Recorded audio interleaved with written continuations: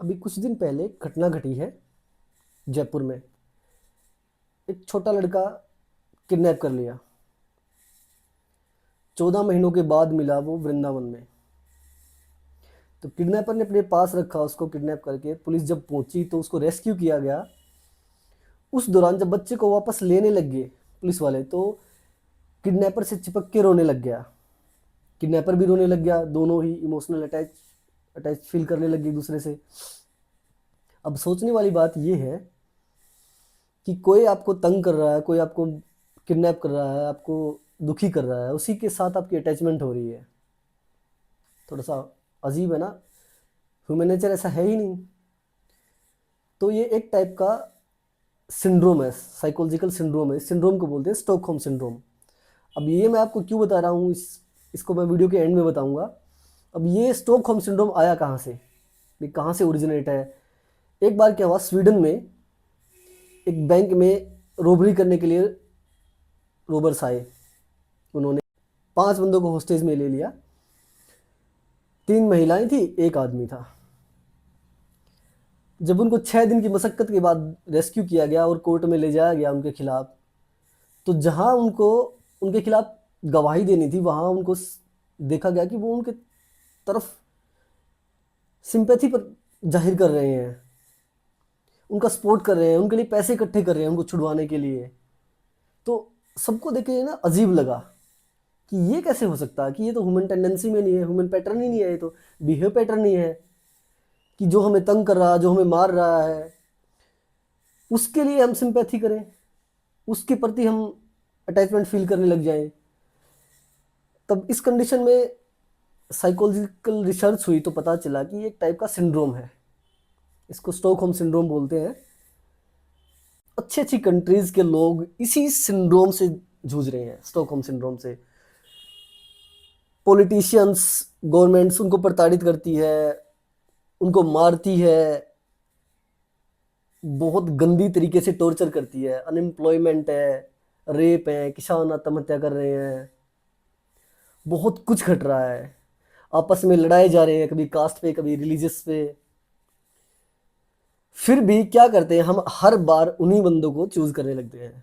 यहां से उठ के वहां पे सेम कंडीशन है कि वो लोग प्रताड़ित करते हैं, हम उन्हीं से प्यार करने लगते हैं, हम उन्हीं को चूज करते हैं, हम उन्हीं को बिठा लेते हैं अपने घर पे आके। किन किन कंडीशन में स्टॉकहोम सिंड्रोम हो सकता है, जैसे डिप्रेशन है, अग्रेशन है, गिल्ट है।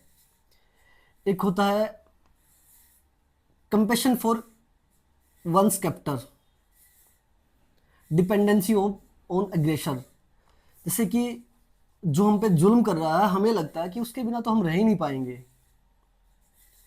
हम बहुत बार सोचते हैं कि बहुत बड़ा एक नेता है, या फिर कोई एक हमारे घर में भी कोई बंदा जो हमें सोसाइटी में है कि जुल्म करता है, वो तो हम बोलते हैं हमारे पास ऑप्शन ही क्या है। कई बार अभी एक चर्चा चल रहा है ना कि किसको वोट दें, दूसरा कोई ऑप्शन ही नहीं है। बहुत बार लोग बोलते हैं आपस में कि अब डैश डैश बंदे के अलावा हमारे पास कोई ऑप्शन ही नहीं है।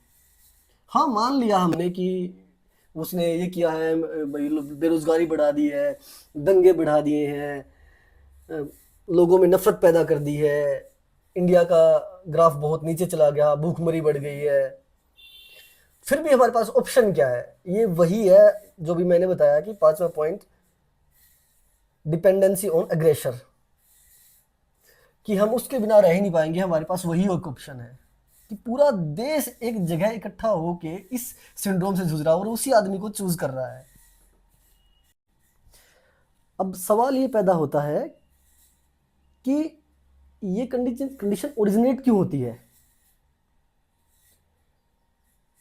ये कहाँ कहाँ देखने को मिलती है। मेनली क्या होता है, जब कोई इंसान बिल्कुल होपलेस होता है, फ्रस्ट्रेटेड होता है, नाउम्मीद है, उसको लगता है कि कोई भी उसका साथ देने वाला नहीं है, कोई भी उसके पास नहीं आएगा, कोई उसको पूछेगा नहीं, कोई इमोशनली उससे अटैच नहीं होगा, तो ये कंडीशन ओरिजिनेट होती है। वो क्या होता है, जो उसको प्रताड़ित करता है उसके प्रति ही उसका अटैचमेंट बढ़ जाता है।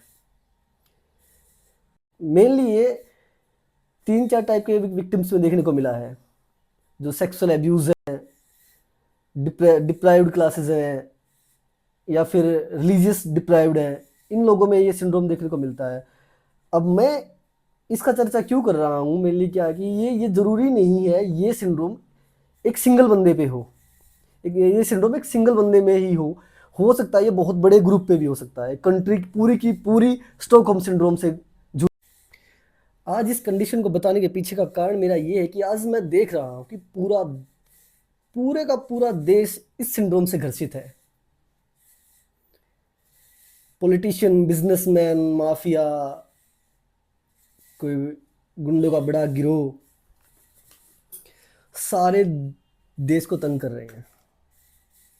आप डेली पढ़ते होंगे, देख रहे होंगे, इवन फील भी करते हैं हम तो, रोज़मर्रा की जो चीज़ें समस्याओं से जूझ रहे हैं। महंगाई, बेरोज़गारी, दंगे, रेप, कहीं जातिवाद, कहीं धर्म के लिए, कहीं एक जगह के लिए, कितने ज़्यादा हो गए हैं। हमें पता है कि ये कौन करवा रहा है, कहाँ से हो रहे हैं, क्योंकि हमारी अथॉरिटी कौन है हमें पता है। उसके बावजूद भी हम उन्हीं लोगों से अटैच हैं, उन्हीं लोगों को वोट देते हैं, उन्हीं के लिए भीड़ इकट्ठा करते हैं। हमारी ही समाज की बेटियां जिनका रेप होता है, एक नाम तो नहीं ले रहा है, पर्टिकुलर एक बाबा लगा लो, वो रेप करता है हमारी समाज की कुछ बेटियों का, बहुत एलिगेशंस लगते हैं, मर्डर के भी लगते हैं। उसके बावजूद भी वो जहाँ से जाता है वहाँ पे हजारों की भीड़ सिर्फ इसीलिए इकट्ठा हुई है कि जिस गाड़ी में बाबा गए हैं हम वहाँ की धूल ले लें। स्टॉकहोम सिंड्रोम में विक्टिम को ऐसा लगता है कि जो जिस पर जुल्म कर रहा है उसके बिना वो सरवाइव ही नहीं कर पाएगा। उसके प्रति उसको बहुत ज़्यादा अट्रैक्शन फील होने लगता है, वो उसके प्रति इतना अटैचमेंट फील करता है कि हर जगह उसको ये लगता है कि ये बहुत सही कर रहा है, जो कर रहा है तुम्हारे लिए सही है, तुम्हारे सर्वाइवल के लिए बेस्ट है, ये यही है जो तुम्हें आगे तक लेके जाएगा।